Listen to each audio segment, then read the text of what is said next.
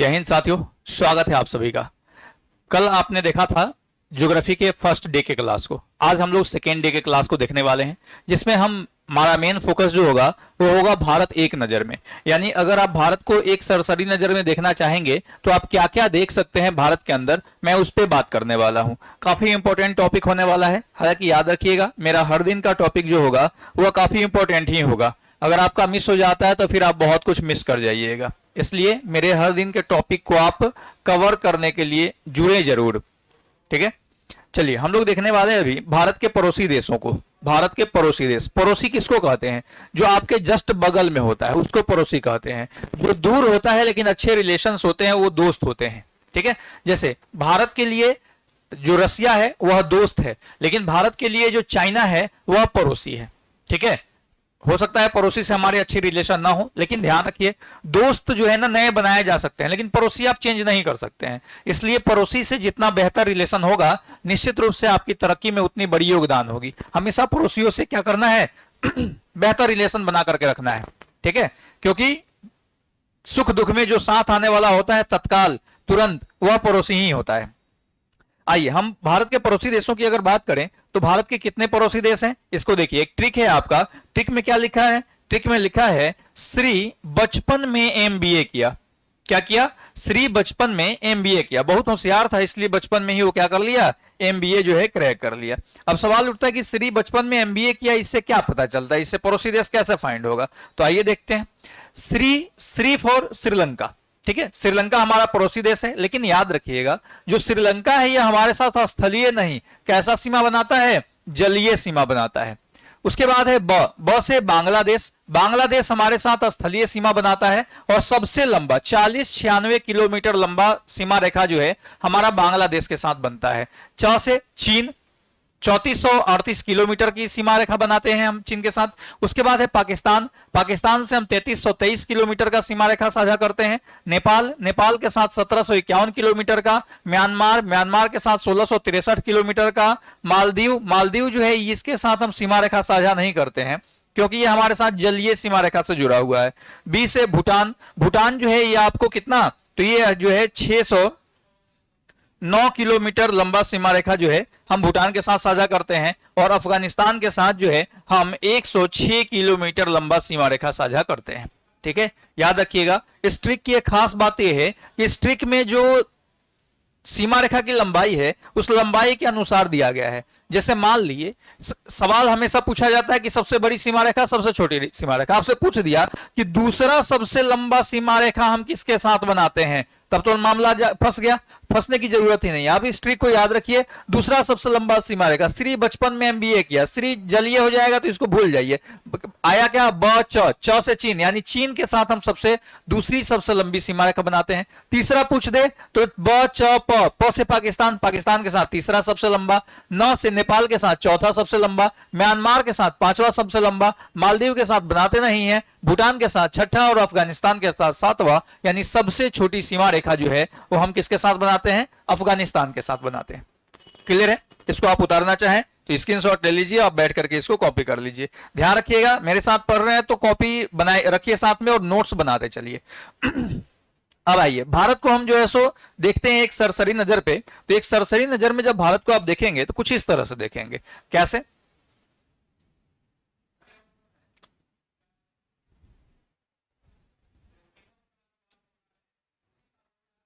चलिए कुछ इस तरह से। अब आपको ये भारत दिख रहा है, मैंने राज्यों का नाम लिख रखा है। ये बंगाल की खाड़ी आपको इधर की तरफ दिख रहा है।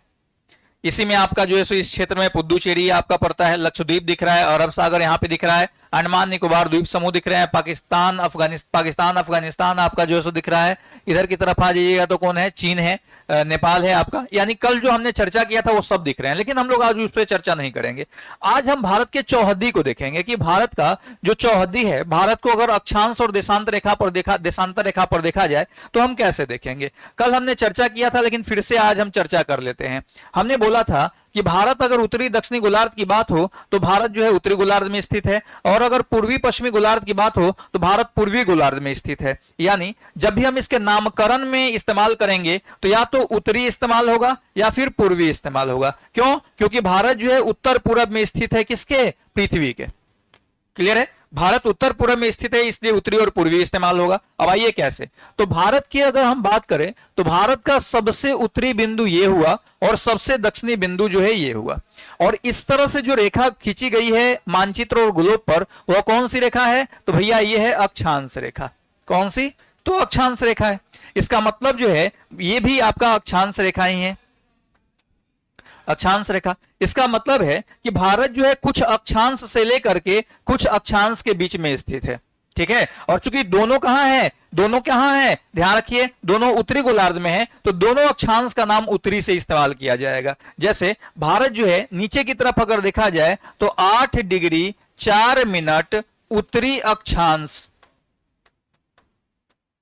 क्या है, भारत 4 डिग्री 8 मिनट उत्तरी अक्षांश से लेकर के 37 डिग्री 6 मिनट उत्तरी अक्षांश के बीच स्थित है। आपको क्लियर हो गया होगा कि दोनों में उत्तरी क्यों लगा है, क्योंकि भारत जो है उत्तरी गोलार्ध में ही है, इसलिए दोनों में उत्तरी लगा है, ठीक है। तो 8 डिग्री 4 मिनट उत्तरी अक्षांश से 37 डिग्री 6 मिनट उत्तरी अक्षांश के बीच भारत की स्थिति आपको देखने को मिलेगी। लेकिन अगर हम बात करें देशांतर की, तो कैसे देशांतर की बात करेंगे, तो गौर से देखिए, ये वाला भारत का जो है सो पोर्शन है, ये पोर्शन गुजरात का क्षेत्र है, और ये पोर्शन जो है बिल्कुल लास्ट वाला ये आपका जो है अरुणाचल प्रदेश का क्षेत्र है। गौर से देखिएगा तो ग्लोब या मानचित्र पर ऐसी जो रेखा होती है, यानी कि जो लॉन्गिट्यूड होती है, लॉन्गिट्यूड लंबी रेखा जो होती है उसको देशांतर रेखा कहते हैं। यानी कि ये भी रेखा क्या हो गया, देशांतर, और यह भी रेखा क्या हो गया भैया, देशांतर हो गया, ठीक है। अब इसका नामकरण करना है, तो याद रखिएगा कि ये जो देशांतर रेखा है, ये वाली पोर्शन देशांतर हो गई, ये वाली पोर्शन देशांतर, और दोनों किधर है, पूरब में। इसका मतलब है यहां भी पूरब इस्तेमाल करेंगे, वहां भी पूरब इस्तेमाल करेंगे, ठीक है। अब कितना, तो भारत जो है 67 डिग्री 7 मिनट पूर्वी देशांतर से आपको किधर की तरफ स्थित है, तो ये जो है 97 डिग्री 25 मिनट पूर्वी देशांतर के बीच स्थित है। क्लियर है, यानी अगर आप कहीं आसमान से टपकते हैं नीचे की तरफ पृथ्वी पर, तो अगर आप 8 डिग्री 4 मिनट उत्तरी अक्षांश से 37 डिग्री 6 मिनट उत्तरी अक्षांश और 67 डिग्री 7 मिनट उत्तरी पूर्वी देशांतर से 97 डिग्री 25 मिनट पूर्वी देशांतर के बीच टपकते हैं, तो आप सीधे कहां गिरेंगे, आप भारत में गिरेंगे। क्लियर है, चलिए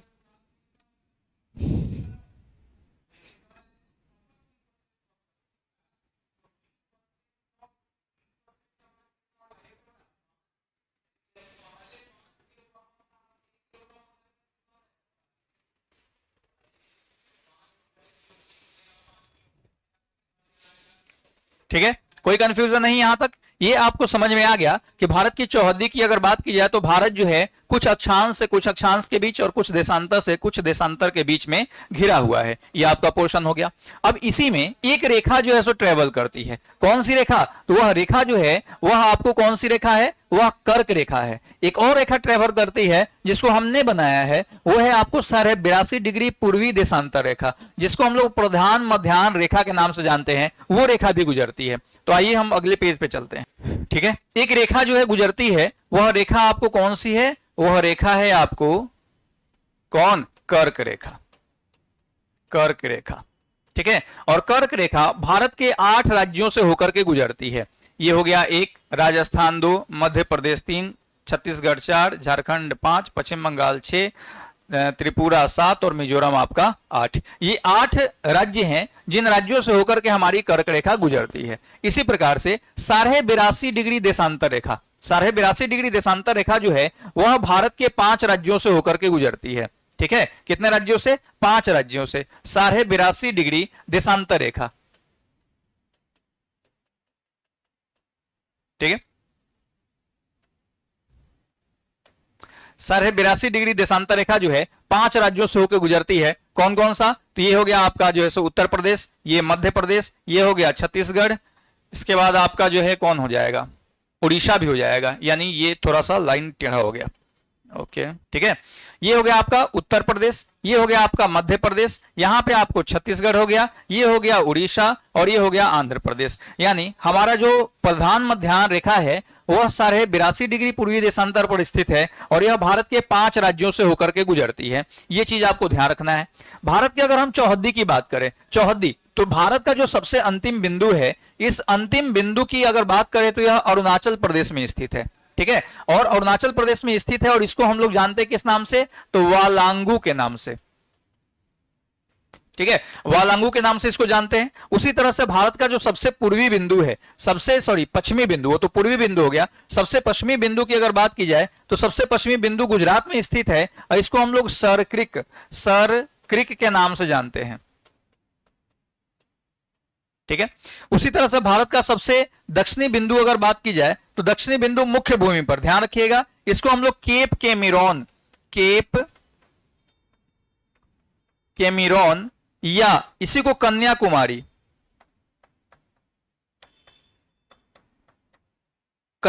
के नाम से जानते हैं। और सबसे हमारा जो उत्तरी बिंदु है, वो उत्तरी बिंदु को हम लोग जानते हैं इंदिरा कॉल के नाम से। किस नाम से? इंदिरा कॉल के नाम से इसको हम लोग जानते हैं। तो याद रखिएगा, भारत की ये जो है चौहद्दी वाली पॉइंट हो गई। इससे पहले आपने अक्षांश देशांतर के हिसाब से देखा था, अब ये चौहद्दी के हिसाब से आपने देख लिया। अगर हम भारत के लंबाई और चौड़ाई की बात करें तो भारत का ये वाला जो पोर्शन है ये आपको लंबाई हो गया, और कितना है तो ध्यान रखिएगा 3233 किलोमीटर, 3214 किलोमीटर लंबा है ये। ठीक है, और भारत का ये जो पोर्शन हो गया आपका, ये चौड़ाई हो गया, और ये कितना है, ये है आपको 2333 किलोमीटर जो है लंबा है, 2329 किलोमीटर, सॉरी। ठीक है, 2329 किलोमीटर लंबा है आपका भारत, और 3214 किलोमीटर लंबा है भारत, और 2329 किलोमीटर जो है वह चौड़ा है भारत। ये ध्यान रखिएगा, यानी भारत की लंबाई और चौड़ाई जो है ये आप आसानी से याद रख सकते हैं। ठीक है, अगर हम भारत के लंबाई की बात करें, लंबाई की, तो ये आपको कितनी है, तो ये है आपको 3214 किलोमीटर। ठीक है, अगर हम चौड़ाई की बात करें तो ये कितनी है, तो 2933 किलोमीटर जो है यह भारत की क्या है, चौड़ाई है। इन बात को भी आप आसानी से याद रख सकते हैं। तो ये जो है एक मोटा मोटी आपने भारत के बारे में भारत का एक दर्शन देखा है यहां पर। आइए आगे हम लोग देखते हैं। अब जैसे हमने देखा कर्क रेखा गुजरती है, तो भैया कर्क रेखा गुजरती है मैंने तो दिखा दिया, लेकिन उसको आसानी से याद कैसे रखेंगे, तो एक आसान सा ट्रिक है, आसान सा। क्या ट्रिक है, तो ट्रिक है आपका गमछा झारम पश्चिम बंगाल और त्रिपुरा में। कहां गमछा झारम, बिहारी हैं तो गमछा तो रखेंगे ही रखेंगे। गमछा झारम पश्चिम बंगाल और त्रिपुरा में, यहां पे ग से आपका हो जाएगा गुजरात, यह है म से मध्य प्रदेश, 6 से छत्तीसगढ़, इसके बाद आपका झ से झारखंड, र से राजस्थान, म से मिजोरम, उसके बाद यहां है पश्चिम बंगाल, ये तो है, ये है, और यहां है आपका त्रिपुरा, ये भी दिया ही हुआ है। ठीक है, यानी ये 8 राज्य हो गए जिनसे होकर के आपको कर्क रेखा गुजरती है। कौन कौन सा? गुजरात, मध्य प्रदेश, छत्तीसगढ़, आपका जो है सो झारखंड, राजस्थान, मिजोरम, पश्चिम बंगाल और त्रिपुरा। हालांकि ये सीरियल नंबर से नहीं है, एक तरफ से नहीं है। मैंने कल आपको मैप दिखाया था और कल मैंने पूरा डिस्कशन किया था कि कैसे आसानी से मैप याद रख सकते हैं। तो किसी एक डायरेक्शन में आप याद रखिए। अब ट्रिक एक डायरेक्शन में नहीं बन पाता है, जिसके कारण वो कहीं कहीं रैंडमली है, बट ट्रिक अगर नहीं याद रखना, आपको एक डायरेक्शन में याद रखना है, तो एक डायरेक्शन में आप जो है सो याद रख सकते हैं। कर्क रेखा को बाएं से दाएं की तरफ आप मूव कीजिएगा, आसानी से आपको याद रह जाएगा। ठीक है, अब यहां से भी कुछ सवाल आते हैं। क्या सवाल आते हैं? तो सीधा सीधा सवाल, कौन से राज्य की राजधानी कर्क रेखा पर स्थित है? तो याद रखिएगा, झारखंड की राजधानी कहां है? झारखंड की राजधानी रांची जो है वह आपको कहां पर है? तो रांची जो है वह कर्क रेखा पर स्थित है, ये याद रखेंगे आप। इसके बाद दूसरा सवाल आता है कि कर्क रेखा के सबसे नजदीक की राजधानी कौन सी है? कर्क रेखा के सबसे नजदीक का शहर कौन सा है? इस तरह से सवाल भी आते हैं। तो याद रखिएगा, कर्क रेखा के सबसे नजदीक की राजधानी जो है वो है आपको कौन सा? गांधीनगर। कौन सा है? गांधीनगर। अगर पूछ दे कर्क रेखा के दूसरा सबसे नजदीक की राजधानी तो याद रखिएगा भोपाल। ठीक है, यानी कि मध्य प्रदेश की राजधानी भोपाल जो है दूसरा सबसे नजदीक का है, लेकिन कर्क रेखा पर ही अगर पूछे तो ध्यान रखिएगा रांची जो है वो कर्क रेखा पर ही स्थित राजधानी है। क्लियर है? चलिए, अब आपने पीछे देखा था मानक समय रेखा यानी IST इंडियन स्टैंडर्ड टाइम। तो IST जो है हमने बताया था कि ये भारत के 5 राज्यों से होकर के गुजरती है, 5 स्टेट से होकर के गुजरती है। कौन कौन सा स्टेट है इसको भी याद रख सकते हैं। ट्रिक है आपका उमछौआ। क्या ट्रिक है? उमछौआ। उससे आपका उत्तर प्रदेश, म से आपका MP यानी मध्य प्रदेश, छ से छत्तीसगढ़, सबसे बढ़िया छत्तीसगढ़िया, उ से उड़ीसा, इसका नाम अब हो गया है ओडिशा, ध्यान रखिएगा नया नाम ओडिशा है, और आ से आंध्र प्रदेश। ये 5 राज्य हैं जिनसे होकर के हमारा 82.5 डिग्री पूर्वी देशांतर गुजरता है। ठीक है, हालांकि हम लोगों ने जो प्रधान मध्याह्न रेखा मान रखा है वह 0 डिग्री देशांतर को मान रखा है, और 0 डिग्री देशांतर जो है वह आपको लंदन के ग्रीनविच वेधशाला से होकर गुजरती है। लेकिन हमारा जो 82.5 डिग्री है यह किस वेधशाला से होकर गुजरती है? तो ये गुजरती है मिर्जापुर। कहां से? मिर्जापुर से होकर के गुजरती है। और मिर्जापुर कहां है? तो ध्यान रखिएगा इलाहाबाद में आपको मिर्जापुर पड़ता है। और आपको इलाहाबाद कहां है? तो यूपी में। यानी हमने जो इंडियन स्टैंडर्ड टाइम मान रखा है वह उत्तर प्रदेश के मेन वेधशाला यानी मिर्जापुर से होकर के गुजरने वाली को मान रखा है, जो है 82.5 डिग्री पूर्वी देशांतर। और चूंकि अक्षांश और देशांतर में जब आप पूरब की तरफ जाएंगे तो समय बढ़ेगा, और हम 0 डिग्री से 82.5 डिग्री पूरब आ रहे हैं, तो ये कितना बढ़ा है? 5.5 घंटा। यानी हमारा जो समय है वह प्रधान मध्याह्न रेखा से 5.5 घंटा आगे है। अब ये कैसे है तो इस पे डिस्कशन यहां नहीं करेंगे, जब हम अक्षांश और देशांतर रेखा पढ़ेंगे वहां पर इसके ऊपर हम पूरा ब्रीफ डिस्कशन करने वाले हैं। क्लियर है? यहां तक आप समझ गए होंगे आसानी से। आइए, अब अगर हम बात करें भारत को, हमने बोला था कि एक नजर में देखेंगे, तो आइए एक नजर में भारत को हम लोग देखते हैं। अगर हम भारत के क्षेत्रफल की बात करें तो ये 32,87,263 वर्ग किलोमीटर है, जो पूरे विश्व के क्षेत्रफल का 2.42% है। ठीक है, 2.42% पूरे विश्व के क्षेत्रफल का। और आपको जान के हैरानी होगा कि ये जो अंक है ना, यह 3 बात को बताता है। एक तो भारत का जो है विश्व के अंदर क्षेत्रफल बताता है, प्रतिशत बताता है। दूसरा जो है यह हीरा का अपवर्तनांक भी है। हीरा का अपवर्तनांक कितना है? 4.42%। इसके अलावा जो चंद्रमा है उसका पलायन वेग, चंद्रमा का पलायन वेग जो है वो भी आपका 2.42 है, ये 42 ही है। यानी अगर चंद्रमा पर से कोई रॉकेट चंद्रमा के ग्रेविटी को छोड़ना चाहता है तो उसको जो है 2.42 किलोमीटर पर सेकेंड की स्पीड से अगर वह निकलेगा तो चंद्रमा के ग्रेविटी को छोड़ देगा। क्लियर है? तो ये ध्यान रखिएगा।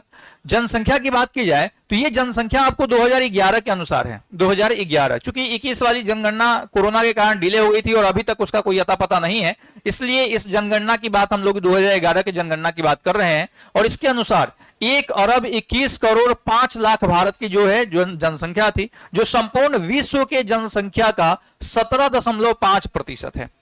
ठीक है, लेकिन अगर हम यूएनओ की बात करें, यूएनओ, तो उसने जो है सो भारत की जनसंख्या का जो है गणना किया है, और उसने कहा है कि भारत की जो जनसंख्या है वह 144.86 करोड़ है। ठीक है, यानी उसने क्या कहा है? उसने कहा है कि भारत की जनसंख्या जो है 1,44 करोड़ और 86 लाख जो है भारत की जनसंख्या है। क्लियर है? जो आपको चाइना से ज्यादा है। चाइना की जनसंख्या उसने कितना बताया है? 144.56 करोड़ बताया है। और भारत जो है विश्व का 1 नंबर का जनसंख्या यूएनओ के अनुसार वाला देश हो चुका है। क्लियर है? भारत में राज्यों की बात करें तो 28 राज्य हैं, और आपकी जिम्मेदारी बनती है कि 28 राज्यों को लिखिए। 28 राज्यों का जो है कौन है? वर्तमान टाइम में राजधानी क्या है उसको लिख लीजिए, मन करे तो वहां के सीएम को लिख लीजिए, वहां के राज्यपाल को लिख लीजिए, क्योंकि यहां से रिलेटेड सवाल आपसे पूछे जाते हैं। केंद्र शासित प्रदेश की बात करें, केंद्र शासित राज्य की बात करें तो इसकी संख्या कितनी है? 8 है। 8 केंद्र शासित राज्य वर्तमान टाइम में भारत में है। आगे हम लोग देखेंगे। वैसे अगर हम भारत की बात करें 8 केंद्र शासित राज्यों की, तो मैं आपको सीरियल नंबर से बताता हूं। मैंने कल ही बताया था कि मैप को एक डायरेक्शन में पढ़िए, मैं आपको ऊपर से नीचे लेके आता हूं। केंद्र शासित राज्यों में सबसे ऊपर लद्दाख है, उसके बाद आपका जम्मू कश्मीर, उसके नीचे आपका चंडीगढ़, उसके नीचे आइएगा तो मिलेगा दिल्ली, फिर अरब सागर की तरफ आ जाइए, अंडमान आपको मिलेगा क्या? दमन दीव, दादर नगर हवेली, उसके नीचे आएंगे तो लक्षद्वीप मिलेगा, उसके इधर आपको पुदुचेरी मिलेगा, और सबसे अंदर की तरफ कहां पे? बंगाल की खाड़ी में अंडमान निकोबार द्वीप समूह मिलेगा। यानी कि ये 8 राज्य हैं जो आपको केंद्र शासित राज्य हैं, याद रख सकते हैं आप। अगर हम क्षेत्रफल में सबसे बड़े राज्य की बात करें तो राजस्थान क्षेत्रफल में सबसे बड़ा राज्य है, जिसका क्षेत्रफल 3,44,239 वर्ग किलोमीटर है। राजस्थान सबसे बड़ा क्षेत्रफल वाला राज्य। क्षेत्रफल में अगर सबसे छोटे राज्य की बात करें तो गोवा सबसे छोटा राज्य है, जिसका क्षेत्रफल 3702 यानी कि 3,702 वर्ग किलोमीटर है। क्षेत्रफल में अगर हम सबसे बड़ा केंद्र शासित राज्य की बात करें तो अंडमान निकोबार द्वीप समूह जो है सबसे बड़ा केंद्र शासित राज्य है, जिसका क्षेत्रफल है आपको 8,239 वर्ग किलोमीटर। ठीक है, ये आप ध्यान रखिएगा, ये आपके लिए इंपॉर्टेंट फैक्ट्स हो सकते हैं। अगर हम अगला बात करें तो क्षेत्रफल के अनुसार सबसे छोटा जो केंद्र शासित राज्य है वह लक्षद्वीप है, जिसका क्षेत्रफल मात्र 32 वर्ग किलोमीटर है। क्षेत्रफल में अगर सबसे बड़े जिले की बात की जाए तो कच्छ गुजरात में पड़ता है, सबसे बड़ा जिला है, जिसका क्षेत्रफल 45,652 वर्ग किलोमीटर है। 45,652 वर्ग किलोमीटर के साथ कच्छ जो पहला सबसे बड़ा जिला है। ध्यान रखिएगा, इससे पहले लद्दाख था, लेकिन लद्दाख जब 2 राज्य बना, जम्मू कश्मीर टूट करके, तो लद्दाख में भी 2 क्षेत्र हो गए, एक हो गया लेह, दूसरा हो गया लद्दाख, जिसके कारण उसका क्षेत्रफल कम हो गया, और लद्दाख वर्तमान टाइम में दूसरा सबसे बड़ा जिला हो गया है, जिसका क्षेत्रफल है 45,110 वर्ग किलोमीटर। ठीक है, सबसे छोटे जिला की अगर बात की जाए तो माहे सबसे छोटा जिला है, जिसका क्षेत्रफल मात्र 9 वर्ग किलोमीटर है, और माहे जो है किस राज्य का है? ध्यान रखिएगा, तो पुदुचेरी राज्य का जिला है। स्थलीय सीमा रेखा की बात करें तो भारत की स्थलीय सीमा रेखा 15,200 वर्ग किलोमीटर है। अगर हम मुख्य भूमि के समुद्री सीमा की बात करें तो ये 6100 किलोमीटर है। लेकिन याद रखिएगा, हमारे कुछ द्वीप समूह जैसे अंडमान निकोबार द्वीप समूह, लक्षद्वीप समूह, ये समुद्र में है, तो ये तो समुद्री सीमा साझा करते हैं, तो इनके समुद्री सीमा को अगर इंक्लूड कर लिया जाए, यानी कि मुख्य भूमि की समुद्री सीमा और आपको द्वीपीय समूह की समुद्री सीमा दोनों इंक्लूड करने के बाद जो लंबाई होता है वह 7,516.6 किलोमीटर होता है, यानी कि 7516.6 किलोमीटर लंबा समुद्री सीमा है भारत का। स्थलीय सीमा रेखा वाले राज्य की बात करें तो 18 राज्य स्थलीय सीमा, और जलीय सीमा की बात करें तो 9 राज्य जो है वो जलीय सीमा साझा करते हैं। क्लियर है? तो ये आप याद रख सकते हैं।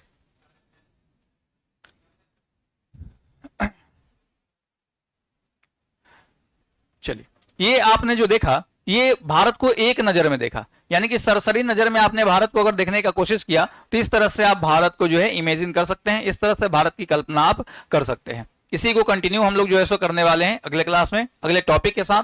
तब तक आप स्वस्थ रहें, मस्त रहें, पढ़ाई में व्यस्त रहें। Thank you.